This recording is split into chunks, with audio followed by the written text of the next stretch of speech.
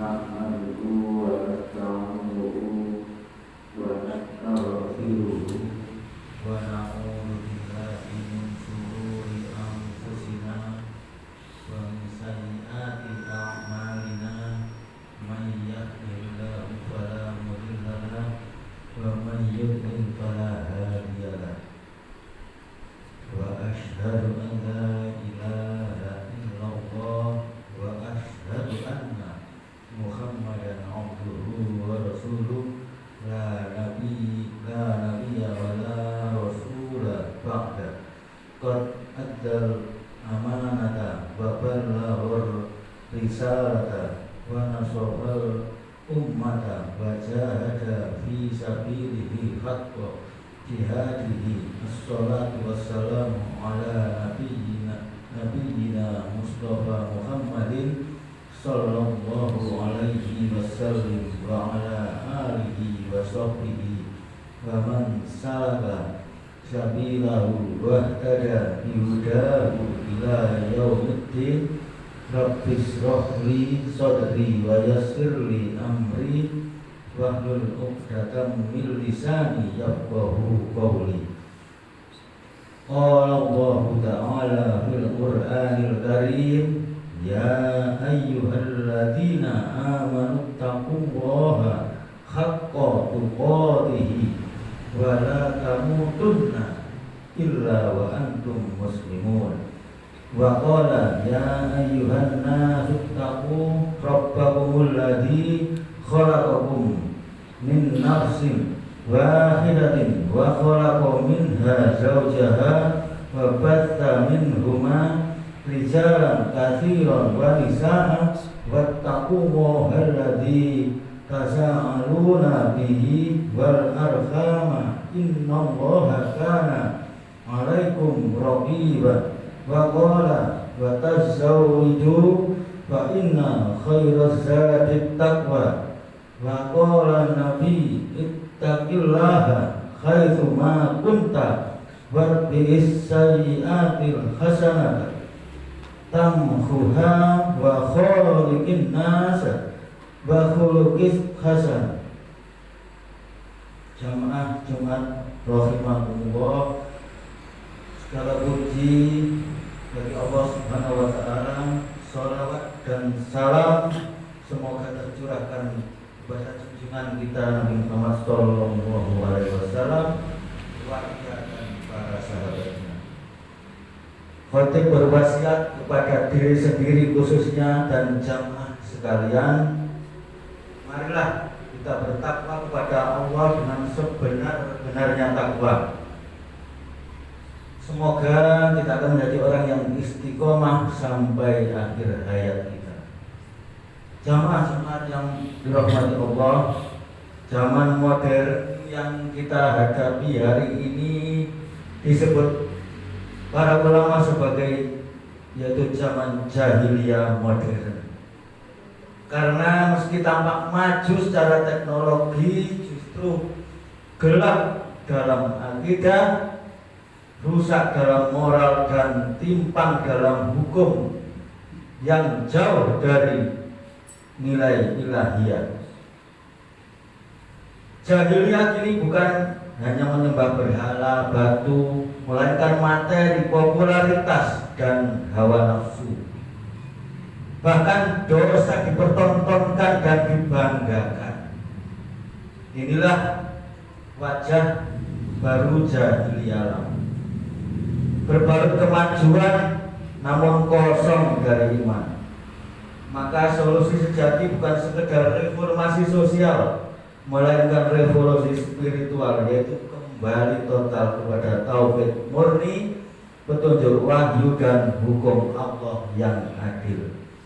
Sebagaimana peringatan dalam firman Allah, A'udzubillahi minasyaitonirrajim, afa hukmal jahiliyah yabghuna wa man ahsanu minallahi hukman laqaumin yuqinun. Apakah hukum jahiliyah yang mereka kehendaki dan hukum siapakah yang lebih baik daripada hukum Allah bagi orang-orang yang Al-Quran surat Al-Maidah ayat 50. Berikut ada beberapa perilaku jahiliyah yang menjelma dalam kehidupan umat modern hari ini. Yang pertama yaitu syirik modern. Bukan hanya menyembah berhala fisik, tapi juga menyekutukan Allah dengan benda, kekuatan gaib, dan ketergantungan pada ramalan. Yang kedua yaitu fanatisme buta dan kebencian sesama muslim. Ini yang sering kita temui di sekitar kita. Sesuai firman Allah dalam Quran surat Al-Fat ayat 26, A'udzubillahi minasyaitonirrajim. Idz ja'alal ladzina kafaru fi qulubihimul khamiyatal jahiliyah. Artinya, ketika orang-orang kafir menanamkan dalam hati mereka fanatisme jahiliyah atau kesombongan jahiliyah. Hari ini kita melihat umat Islam saling mencaci hanya karena perbedaan mazhab, partai atau ormas. Dakwah berubah menjadi debat kusir dan perang status. Fanatisme adalah ciri utama jahiliyah, membela kelompok, suku, warna kulit, atau negara secara membabi buta tanpa dasar keadilan dan iman. Al-Quran menyebutnya sebagai hamiyah al-jahiliyah, yaitu sikap keras kepala, emosional, dan menolak petunjuk ilahi. Solusi atas fanatisme ini adalah kembali kepada keadilan wahyu, tabayun dalam menilai dan menjunjung persaudaraan umat manusia dalam bingkai tauhid. Islam hadir untuk memuliakan manusia, bukan untuk mengelompokkan dan merendahkan mereka berdasarkan simbol-simbol duniawi yang sempit. Tabarruz, dan yang ketiga yaitu tabarruz dan normalisasi dosa. A'udzubillahi minasyaitonirrajim. Wala tabarrujna tabarrujat jahiliyah ula. Dan janganlah kalian menampakkan perhiasan seperti wanita-wanita jahiliyah yang terdahulu. Al-Quran surat Al-Ahzab ayat 33. Menurut bahasa, tabarruj adalah wanita yang memamerkan keindahan dan perhiasannya kepada laki-laki. Tabarrujatul mar'ah artinya wanita yang menampakkan kecantikannya, lehernya, dan wajahnya.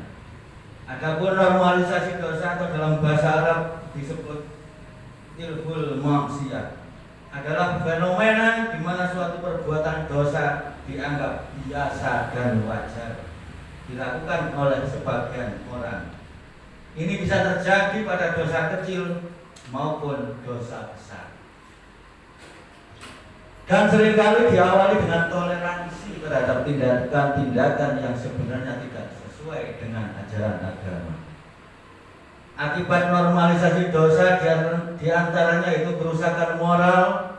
Normalisasi dosa dapat merusak moral dan akhlak individu dan masyarakat.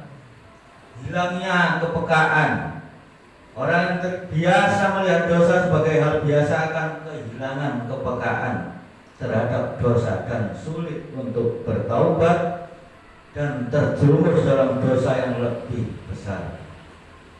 Dosa kecil yang dinormalisasi bisa menjadi pintu masuk menuju dosa yang lebih besar dan lebih berat. Hari ini aurat dipamerkan, maksiat dijadikan konten, dan zina dinormalisasi. Film, musik, dan media sosial mengubah jadi hiburan. Yang keempat yaitu hilangnya rasa malu dan ketakutan kepada Allah. Rasulullah bersabda, "Idza lam tastahi fasna' ma syi'ta." Yang artinya, jika kamu sudah tidak punya rasa malu, maka lakukanlah sesukamu. Hadis riwayat Bukhari. Malu adalah benteng akhlak, dan hari ini benteng itu telah roboh. Yang kelima yaitu mengambil hukum selain dari Allah. Banyak umat Islam lebih tunduk pada hukum buatan manusia dan pendapat publik daripada kepada Al-Quran dan Sunnah. Dalam surat Al-Maidah, A'udzubillahi minasyaitonir rajim, wa man lam yahkum bima anzalallahu fa ulaika humudz dzalimun. Barang siapa yang tidak berhukum dan dengan hukum Allah, maka mereka itulah orang-orang yang zalim. Al-Quran surat Al-Maidah 45. Kita harus kembali ke cahaya. Islam datang bukan untuk menghiasi zaman, tapi menghapus kegelapan. Rasulullah mengubah peradaban dengan tauhid, tazkiyah, ilmu dan akhlak. Itulah jalan keluar dari jahiliyah zaman sekarang. Wahai kaum muslimin, jangan bangga dengan dunia yang terang tapi gelap oleh maksiat. Mari hidupkan kembali cahaya Islam dalam diri, keluarga dan masyarakat. Seruan dan solusi kita tidak bisa mengubah dunia ini sendirian, tapi kita bisa memulai dengan mengubah diri sendiri. Rasulullah bersabda,